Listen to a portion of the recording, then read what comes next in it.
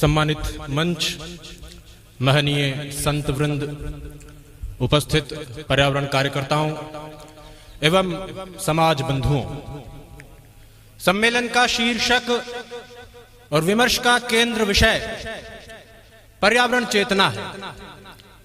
पर्यावरण चेतना का सीधा सा अर्थ अपने आसपास के वातावरण की सुधि होने और उसकी सुधि लेने से है। राजस्थान के रहवासियों के लिए यह कोई नई बात नहीं है। राजस्थान में प्रकृति अपने अस्तित्व का एहसास अनायास करा देती है और प्रकृति के साथ सामंजस्य बनाए बिना, कुदरत के साथ तारतम्यता बिठाए बिना जिंदा रहने की कोई तरकीब, कोई तरीका काम नहीं करता।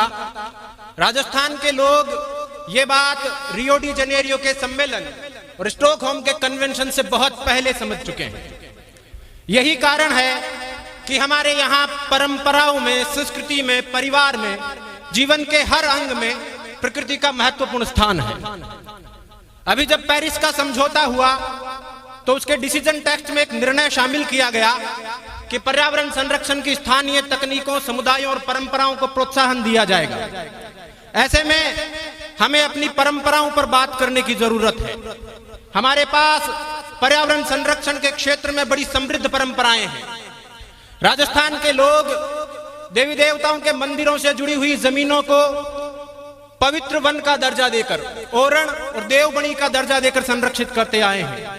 हमारे यहाँ 1.25 बीघा से लेकर 1.25 लाख बीघा तक के क्षेत्रफल वाले ओरण मौजूद हैं, जिनमें पेड़ों की पत्ती तक नहीं तोड़ी जाती।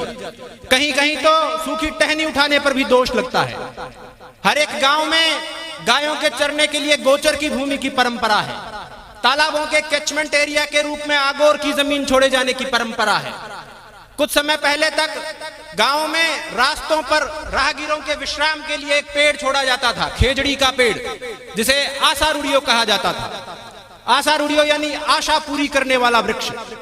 राहगीर इससे कामना करते थे कि आशारूढ़िया आस दी, गया भैंसा ने घास दी, घी की घिलोड़ी दी, तेल की तिलोड़ी दी।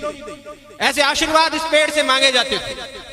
पथवारी की और पानी ढाल की रस्में, गांव में वैशाख सींचने का रिवाज, चौपालों पर बड़गट्टे, पीपलगट्टे लगाने का विधान, पेड़ों को चुनरी ओढ़ाने की परंपरा, ये सब पेड़ों के संरक्षण और संवर्धन की स्थानीय तकनीकें हैं। राजस्थान में सामान्यतः सभी जातियां किसी एक विशिष्ट प्रजाति में अपने इष्ट की, अपने आराध्य की उपस्थिति खोजती है और उसे संरक्षित करने का प्रयास करती है।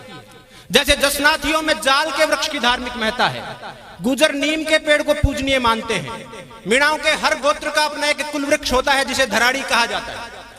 चारणों ने चील और चूहे को अपनी आराध्या देवी का प्रतीक माना है। इसी तरह देवासी समाज के लोग ऊंटों को बच्चों की तरह पालते हैं, उनकी नस्लें बचाते हैं।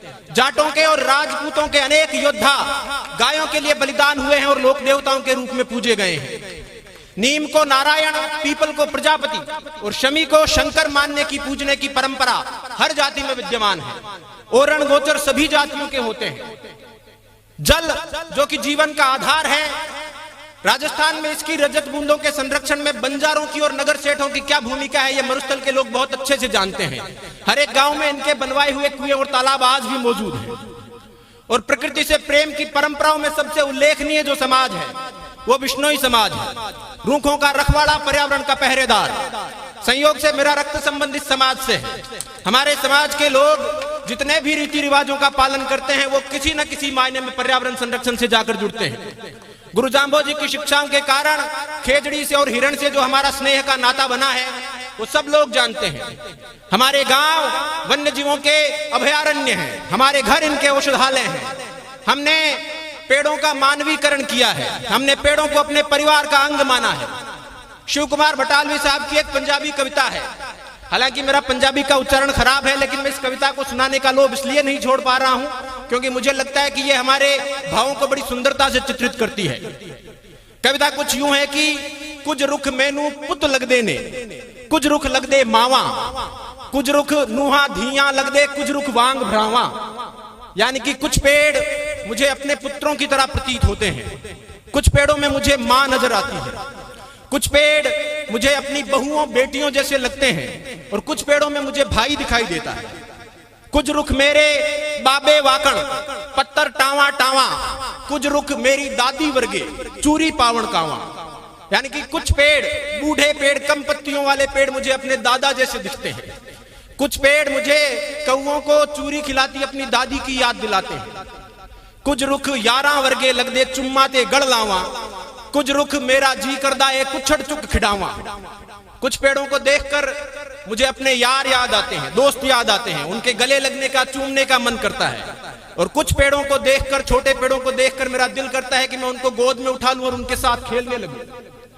स्नेह के ये भाव, आत्मीयता के ये भाव खेजड़ली बलिदान जैसी घटनाओं को शक्य बनाते हैं, संभव बनाते हैं।